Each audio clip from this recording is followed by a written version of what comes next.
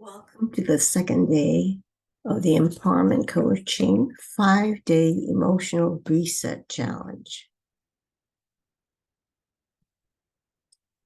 I'm starting with thank yous because I so appreciate those who attended the sessions live throughout the presentation series.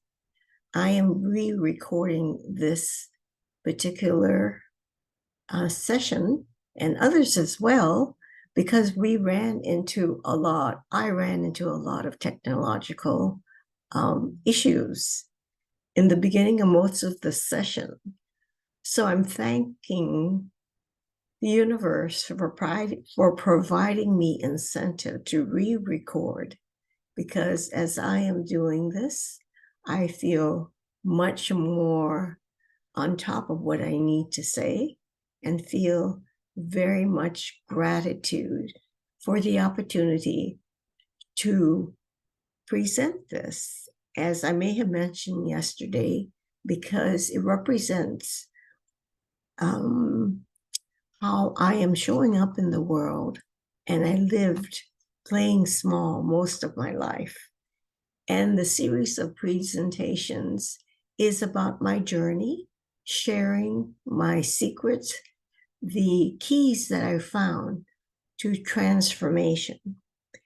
And I'm particularly grateful that this presentation represents how people can journey from being stuck, dissatisfied, unfulfilled, showing symptoms of exhaustion, and a sense of really not participating in their lives, somewhat conscious of how things are not right.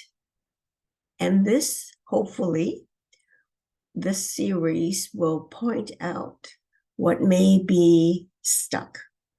And since this comes from years of my own experience, and particularly the results of my last 8 years, built on top of 40 plus years of professional practice, I feel that I do have gems. However, I go pretty deep, especially by the 4th day, but also that depth is already cast in today's presentation, because there is a spiritual aspect to all of this, not a straight personal development, emotional intelligence kind of offering. So if you're here, I hope you will be patient, and I hope you will expect to find some treasure for yourself. That is my intention, that you're here because you're meant to be here. So let me proceed with the actual content.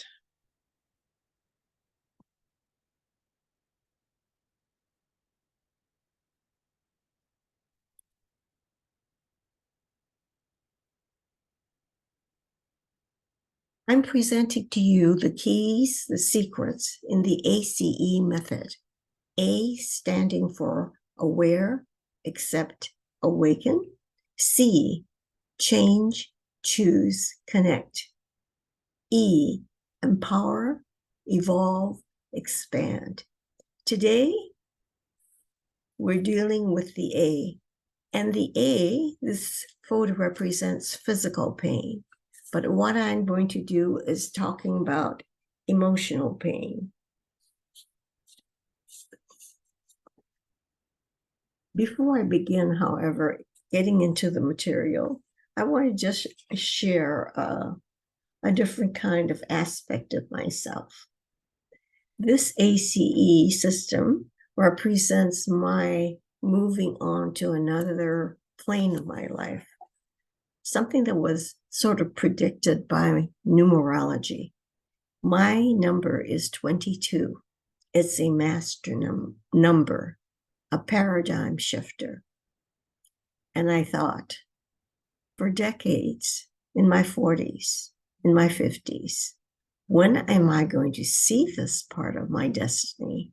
In my 60s, I wondered. In my 70s, I wondered. So I am now getting it. I am getting it that I can present material on a plane that I never would have thought of doing even a few months ago. So, what about pain? Well, if you're like me, when you have physical pain, as represented in this image, you pay attention. If you have a pain in your leg, arm, or something gripping your chest, or anywhere in your body, you want to find a solution. You have a symptom. You check with the doctors or someone to find a solution because pain is a red flag that something is wrong. Now, when it's an emotional pain, it's maybe easy to ignore, not bother with it. And you are now paying attention because you are here. Something's wrong. You want an answer. So, one aspect of how people deal with emotional pain is it doesn't get their attention until it's quite severe. They have symptoms, anxiety, depression, perhaps. And part of this, maybe mostly, it has to do with not learning about self care. Because ultimately, the point of this is learning how to self care on a complete level, how to self love.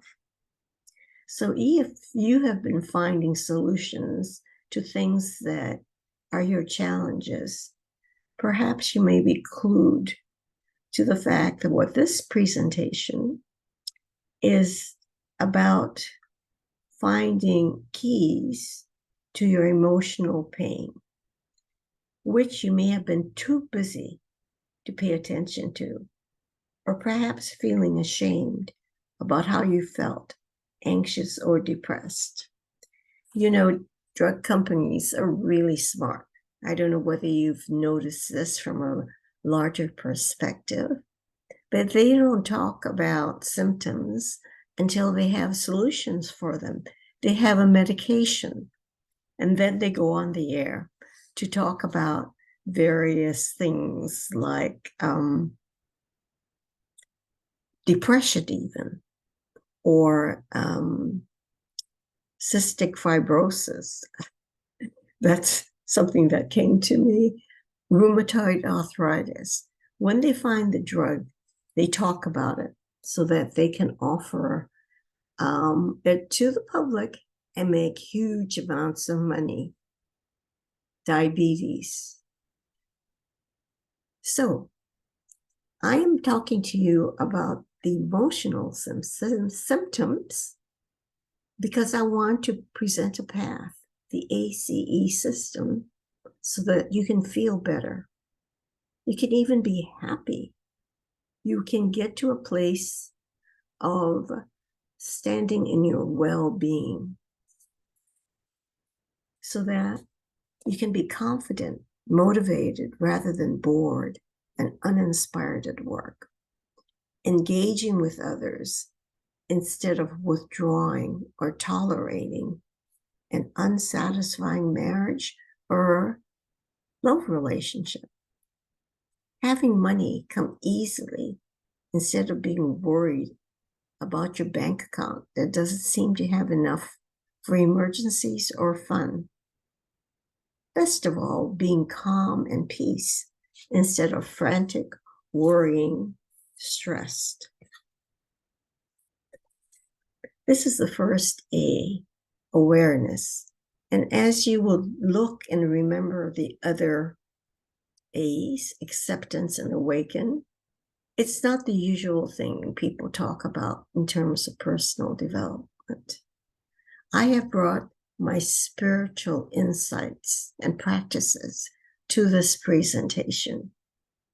Awareness is key. Once you realize the key is awareness, you have found a treasure. I will be talking about this every once in a while. You see, once you see, it's hard to unsee. If you did the assignment from yesterday, you spent time with yourself. You became aware of different aspects of your life. It's like awareness shines a light on situations that you may have ignored, or if you pay attention, awareness allows you to look deeper. What it does is take you off your usual busyness, doing, propelled by habits to look more closely. It's the kind of thing on a physical level, the pain gets worse, so you want a solution. And hopefully, when you find an allopathic solution from the doctors, you might notice the side effects happen, that they may not really take care of it. So, this awareness muscle also not only helps you to grow, it also helps you to realize whether you're on the right path of growth or not. And more about that a little later. Because this path of awareness, this use of awareness is much bigger than you'll ever know until you realize that you are awareness. All right, so you self-reflected, and perhaps you begin to realize the truth of what I described.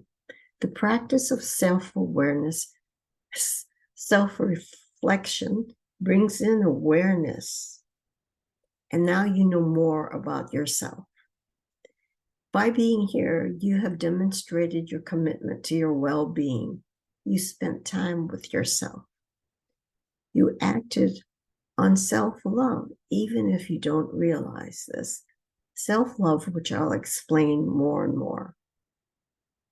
You see, self-love is like a flashlight, as I indicated. It's showing something in the darkness.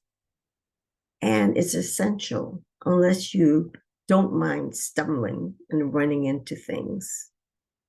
For example, right now, I'm aware that I'm somewhat hungry. I haven't had breakfast, but I'm focusing on my work and I might ignore it. If I'm using my awareness and really listening, I might go get some food. Another example is when I'm tired. Do I rest, even take a break? No, because I'm busy, responsible to others. I push. I might feel like I don't have enough water. I'm thirsty.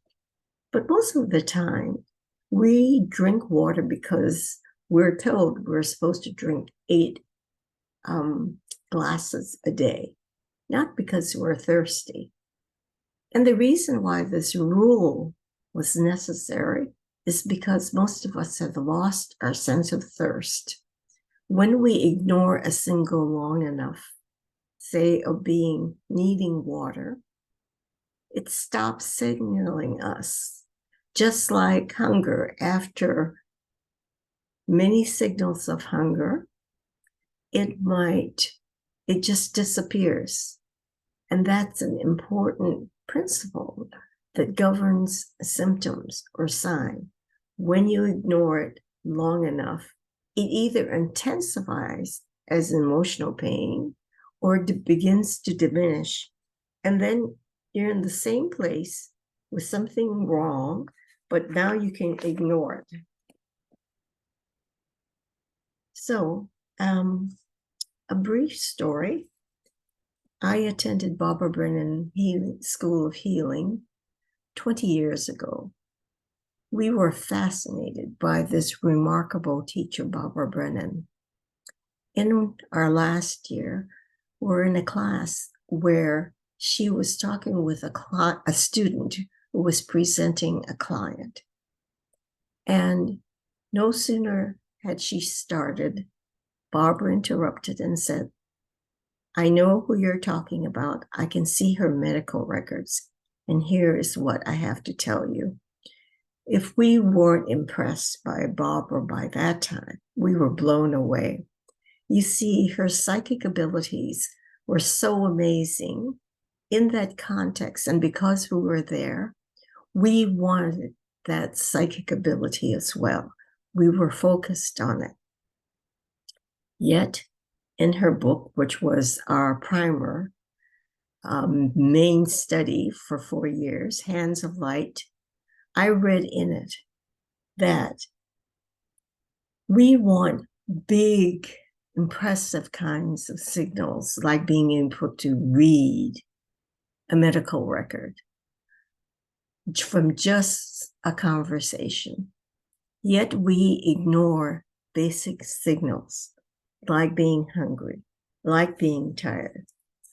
So this is just a reminder of what you can find when you shine the light of awareness is very important. Awareness is like the sun. When it shines on things, they are transformed, Thich Nhat Hanh. Now, if you just take this one principle, in some ways you don't need anything else. Because if you bring your awareness to struggles, to beliefs, to whatever you discovered that seems negative and distressful, when you shine awareness on them, they are transformed. You begin the process of transformation. Now, I want to describe a more dramatic example rather than thirst and hunger and exhaustion that I just described. It was with a client that I was with last week. She was noticing in a visit with her mother that she just had how bothered she was by her mother's usual practice of going through all of her closets, all of her drawers, and whatever she wanted, she claimed as her own. Now, her mother has been doing this her whole life, not only in terms of physical possessions, but this narcissistic mother invaded this client's life with her needs, so much so that the client learned from the very early on that nothing really belonged to her. Now, this client had been a successful fashion magazine editor, and in the period of time that we've been together, she has been attempted to claim her writership, her artistry. You see, she can connect to the world of creativity and imagination and download books, download movie scripts. That's how talented, gifted she is. In recent times, she was able to download a particular book that she wants to bring to completion. But she ran into obstacles, and this mother wound was one of them. So once she was healed of this mother wound, this pain she didn't know she had, things changed for her. I'll get back to her story later on in our presentation. Awareness, it's like the sun. I love this story, and I'm going to relay it without really remembering all of the details. So it goes something like this. You can approach a man looking in the light under a street lamp for something. So you approach and say, "What is that you're looking for?" He said, "My keys." And you ask him, when did you drop your keys? And he says, "Oh, I dropped them a while ago in the garage, but it's so dark in the garage. I decided I needed to find some light. So I came out here to look for it." The funny thing about it is that we're looking in the light, we think, for something we think we lost, but it's really in the darkness. And the point of my presentation is to urge you to look in the darkness in so many ways. And in the presentations of the next few days, one of the darkness, a major source of darkness, is the subconscious. And that, well, that's a little later on in the stories. I want you to know how I thought I was in the light looking for keys. Now, at a particular point in my life, I didn't feel like I had financial security. So I used anything I could find to get me to the place of financial security. So the early part of my path was after I was married. We moved away from Hawaii to Indiana, where we were both attending graduate schools. Not long after our arrival, we're in a grocery store. And my husband got really mad. And I asked him, "What are you so angry about?" He says, "The way people stare at you." And when I thought about it, I hadn't even noticed because I had a way of really not looking at people. I began to realize that that signaled that I was an outsider. Now, this wasn't a conscious thought. This was all the unconscious way this was processed. So now, years later, we were living in Maine, and my sister and her husband, who's also Japanese American, came to visit. Not shortly after they had arrived, that I realized I was staring at their faces.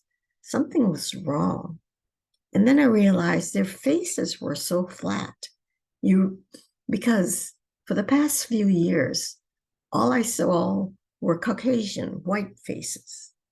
Then I looked in the mirror and I saw that my face was equally flat.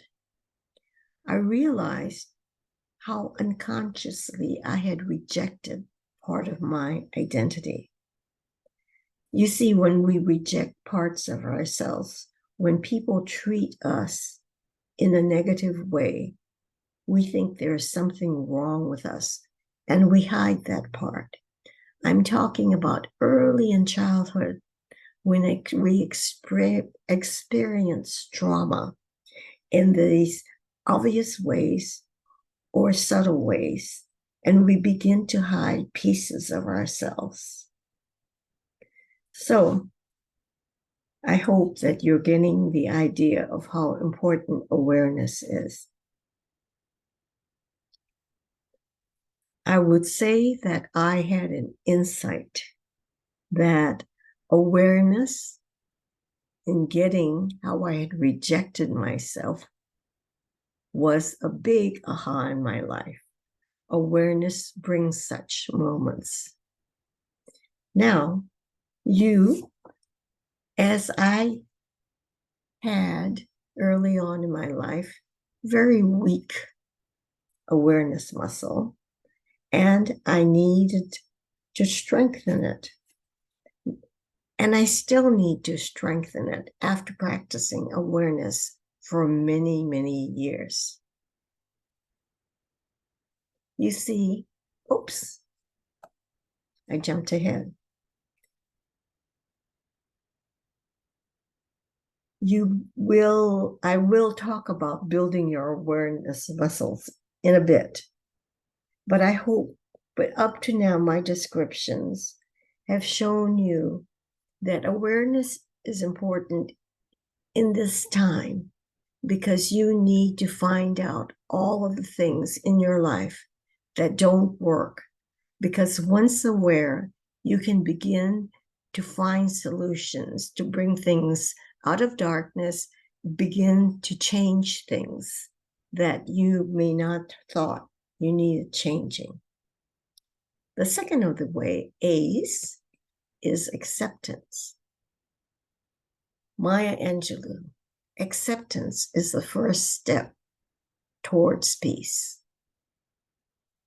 Acceptance, like right now, I'm aware that this presentation is not going as smoothly as I want.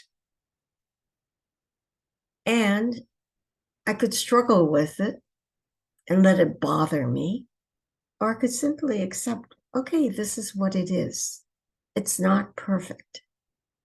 And I'm going to have to rely on people's patience and forgiveness.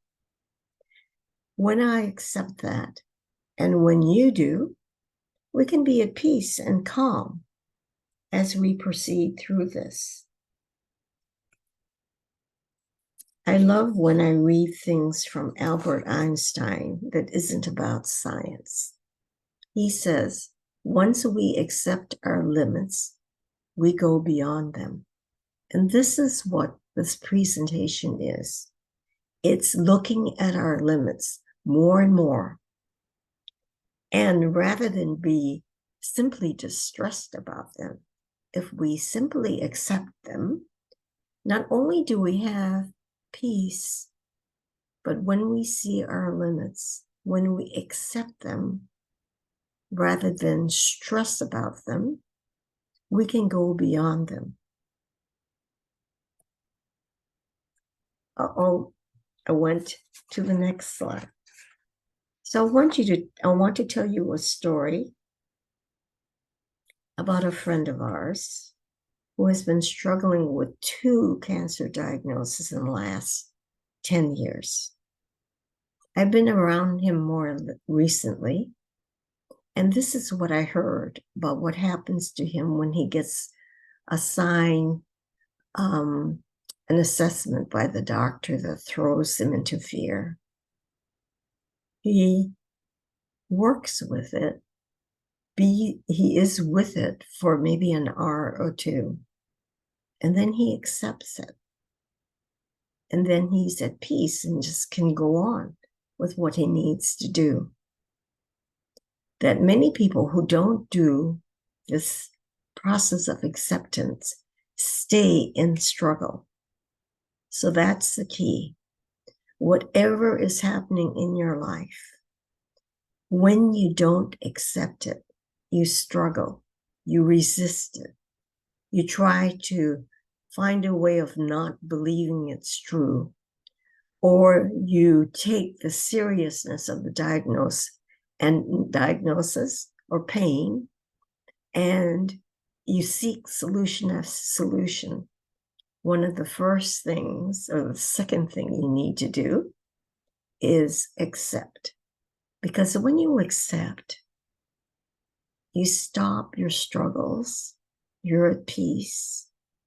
When you realize what the limit is, and at peace, you can go beyond them. You can approach whatever you're going to do next with calmness. And peace and calmness is so rich, as opposed to struggling and striving without knowing that you're there. A more benign way of looking at acceptance is something of an everyday situation. Supposing that you're talking with a friend or talking with a group of people, you're at work, or talking to your coworkers, and the nature of the conversation, the spirit of the conversation irritates you. But you ride over your irritation because you want to appear agreeable and nice and not a troublemaker, not a negative presence. So you tolerate it.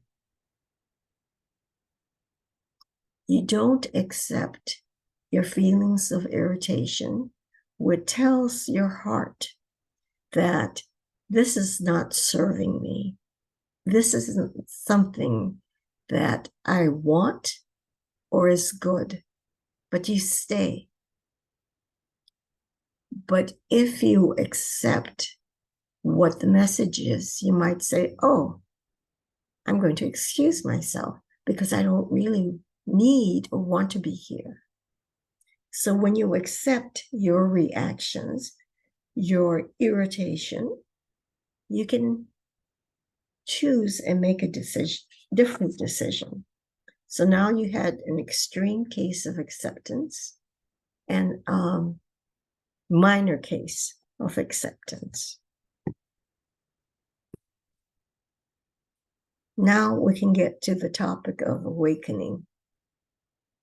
We all know what it's like to open our eyes and stir in bed to wake up. Some of us will have the vestiges or a full recollection of having dreamt.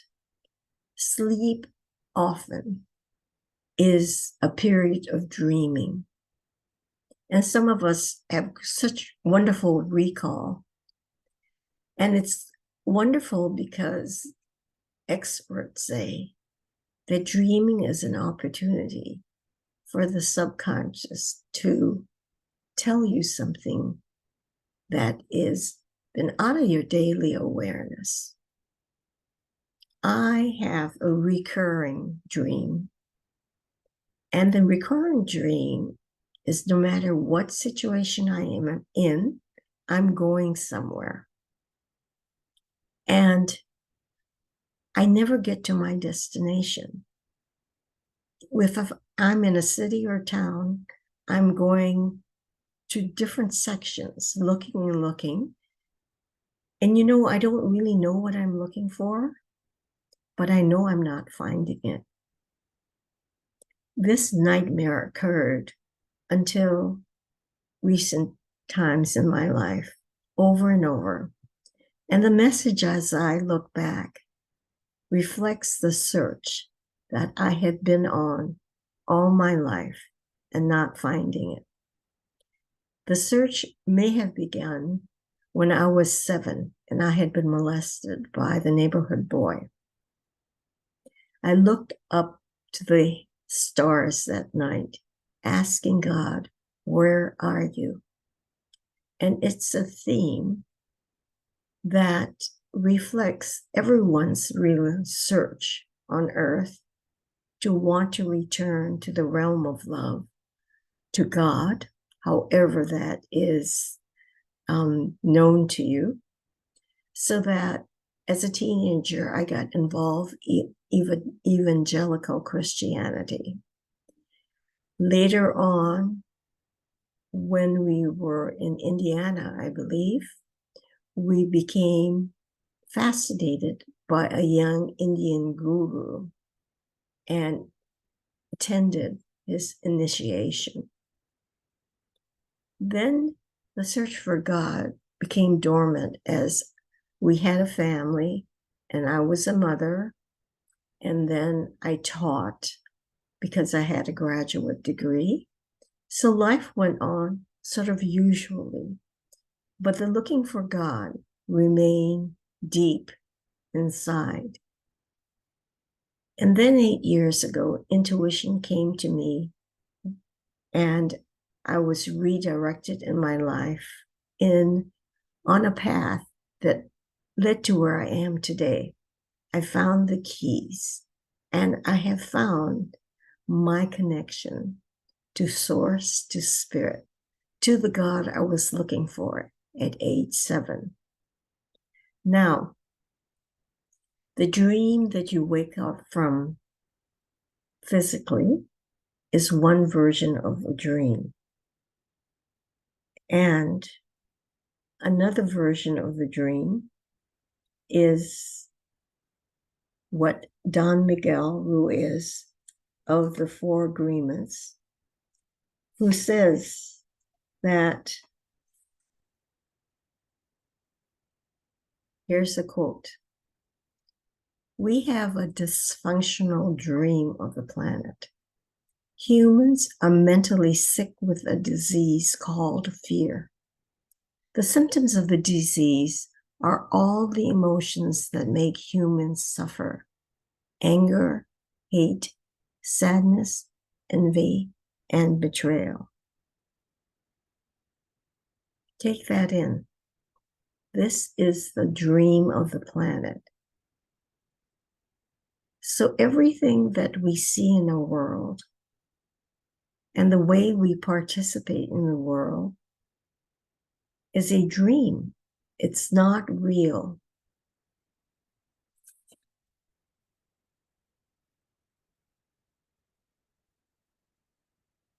So have you had time to think everything in our world, your whole life up to now, unless you've done the work that Don Miguel, who is shows, to see through the dream of the planet so you can be free of fear.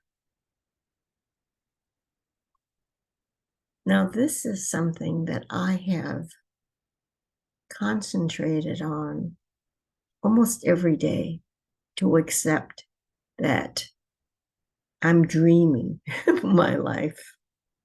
And I use as my guide a series of books called One with God. The subtitle is The Voice of Awakening by the Holy Spirit.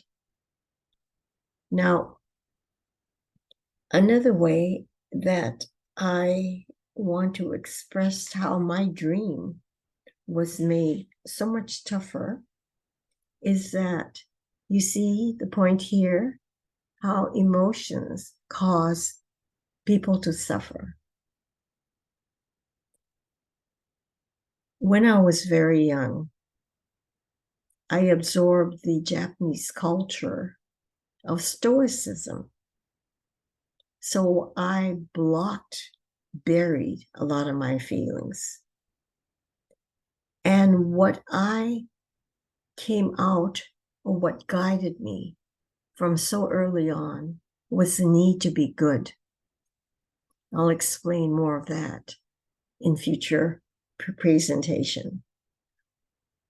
I remember how I saw in kindergarten Lorraine being pulled up because she had peed in her pants. I got the message right away. Don't do stuff like that.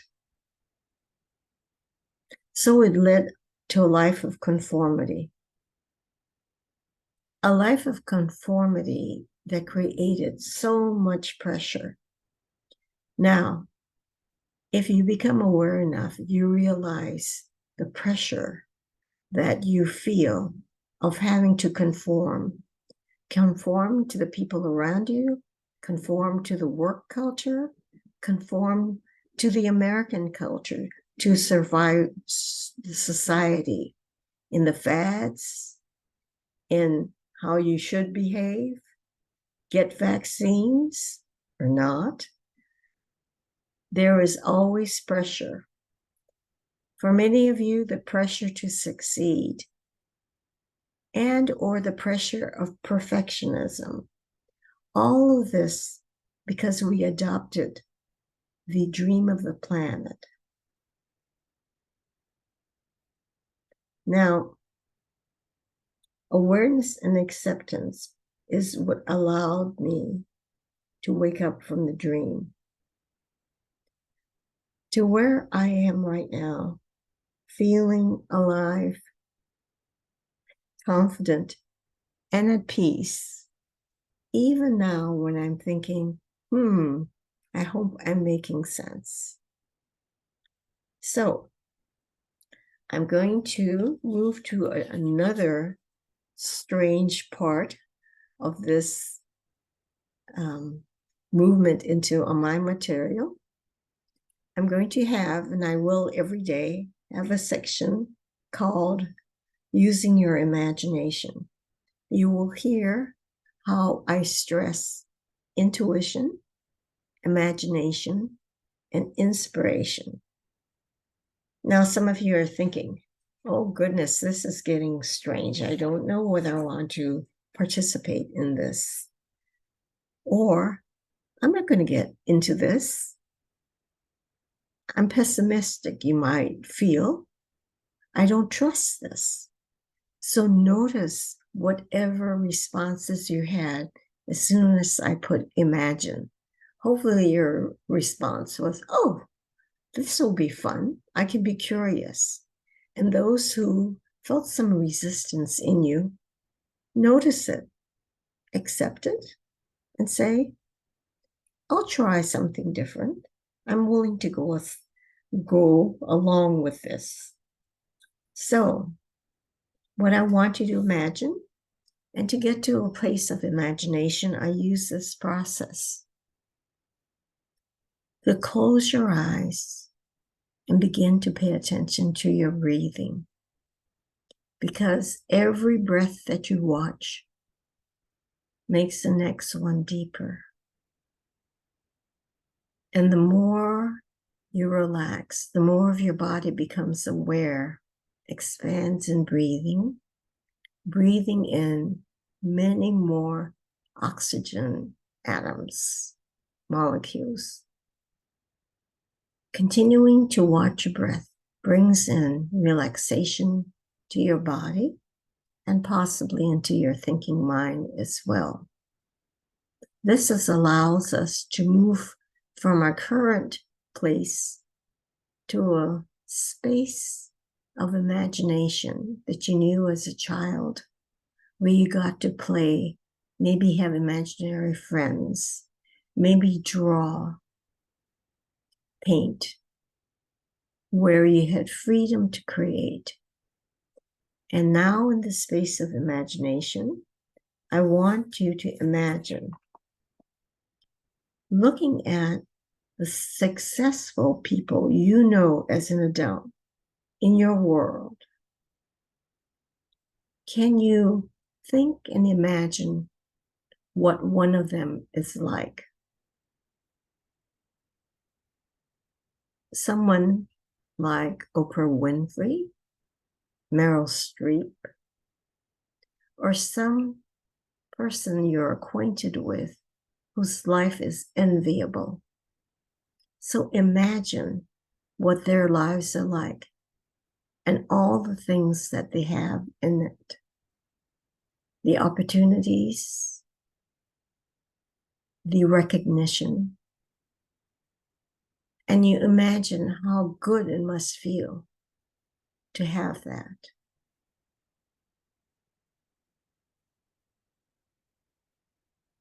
Okay, you can let that go. And now imagine a life where you can have everything you want. So see your life at a future time, having everything right now that you want. Maybe a fantastic mansion of a home. Maybe having a small home in a woods or meadow, by a lake, by a stream. I love trees and I love flowers. So wherever my place is, it's going to be something like that. The people in your lives, the times you spend together, the conversations that you have, all the opportunity that you wanted, but probably said, but I can't afford that.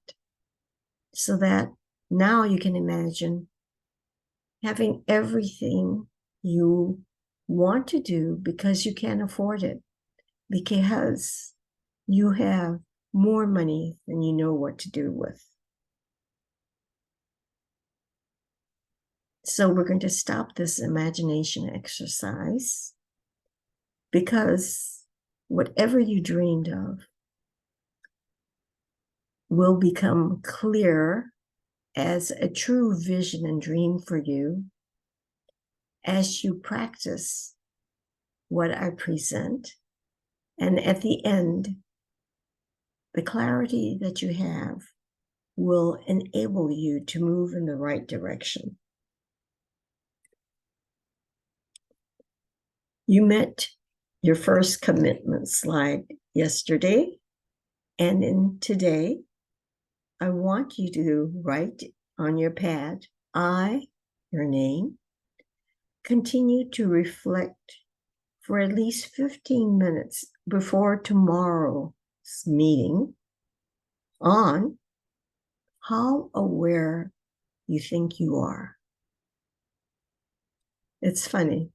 The self-reflection will bring in awareness, and you'll feel how usual it is or how unusual it is. So spend 15 minutes before tomorrow to become aware of how you are, where you think you are. So this is the A.C.E method that I'm presenting. We covered today awareness, acceptance, awaken. Tomorrow, we begin our emotional education, change, choose, connect. And the final sequence of this is E, empower, evolve, expand.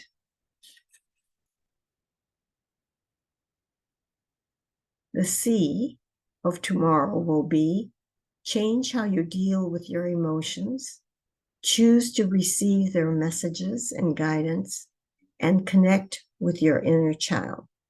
Some of you may know that I am an inner child specialist.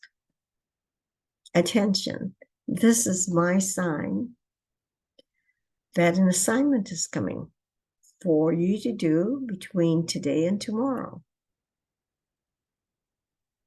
I want you to sit with yourself and reflect on how often and when you are angry, afraid, and sad. So you need 3 sections, one for anger, one for fear, one for grief or sadness. The second part is to write on how you respond to each emotion in yourself and when you witness when others are feeling it. Angry, afraid, sad. Now, these are the basic negative emotions. And being negative, the label makes sense because for most of us, it's something we don't want to feel. And we will address all of it shortly. Thank you. Thank you so much for listening to a rather imperfect presentation. You see, I used to be a perfectionist, and I would have gotten down to making this as perfect as I can. But in some ways, I am listening to my intuition, see what comes to me, deciding whether I'm going to go there or not. I'm more flexible, I'm more in the moment, and this is where I get to be imperfect. And this is the progress I have made. So thank you for tolerating or appreciating my imperfection. And I can't wait for you to take in the next presentation. Thank you so much for being with me.